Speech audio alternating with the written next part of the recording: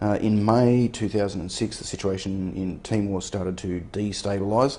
3 RAR, less a company that they had in the Solomons, and in fact less a whole lot of their people, came up to Townsville to do an exercise that nobody really wanted to do.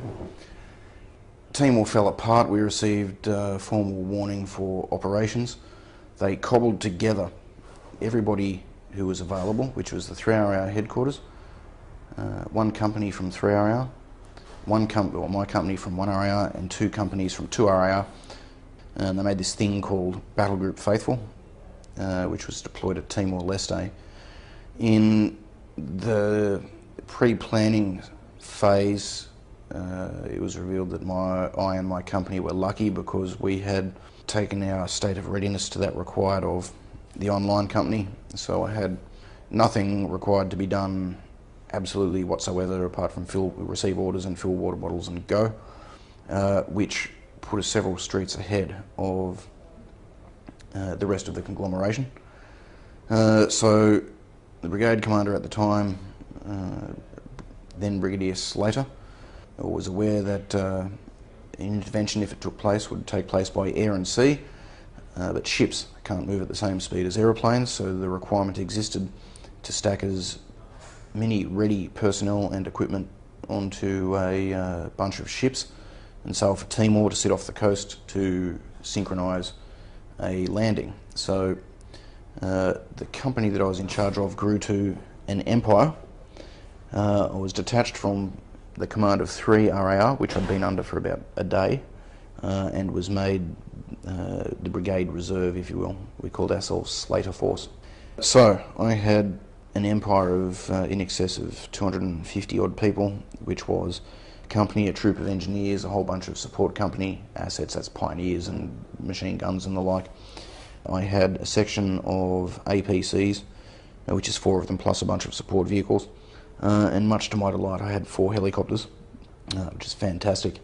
So also on the ship we had Slater's deputy commander, who was the CEO of the engineers, and he was simply there to provide a brigade command level representative to the ship and to the amphibious task group. So we duly sailed for Timor. We were going to park the ships just below the horizon, so it couldn't be seen from the land. Several hours before, we were going to send about 20 blokes in ribs, that's an army speedboat, to the beaches just adjacent to the Dili airfield. They were then going to observe the beaches for any sign of potential opposition, and they were then going to observe the airport and the airfield for any sign of potential opposition. The plan then, on their go criteria, reporting that those areas were free from interference, was for a bunch of landing craft which had already left the ship and chugged at several kilometres an hour towards the shore to touch down on the shore just as the rest of the company, about 80 of us, screamed in overhead in helicopters, all looking very much like a war movie. And we'd jump out to secure some key terrain, hills overlooking the airfield, to visit the control tower and to make sure that the runway was free from interference, either material or personnel, at which point we were going to get on the radio and radio to the aircraft, which were to have been loitering somewhere, good to go. And much to our delight, the Airborne Battalion 3RAR would then fly in by Hercules. But we planned that, we rehearsed that, every soldier knew their role in the plan, and the massacre of the PNTL occurred, and everything went pear-shaped. And I recall having the company at the front of the ship. It was supposed to be for the pep talk and company photo.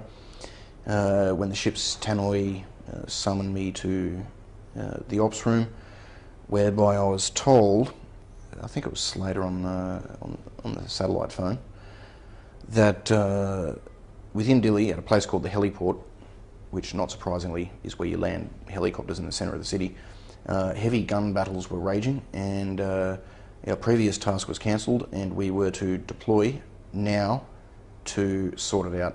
And then he hung up, and that was a curious moment, because you only go into hot LZs in the movies, and it's a one-way ticket to Valhalla doing that kind of shit. And I went down to where the company was still loitering, waiting for the rest of the pep talk, and shouted, heavy fighting at the heliport we're deploying now. Platoon commanders on me, and everyone got their kit and went to the flight deck.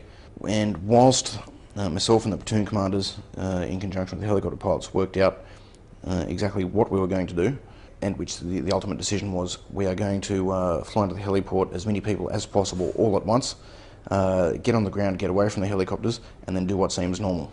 Anyway, we're on the flight deck, and you could see a visible change come over the blokes, because they suddenly realised also that hot LZs only happen in movies.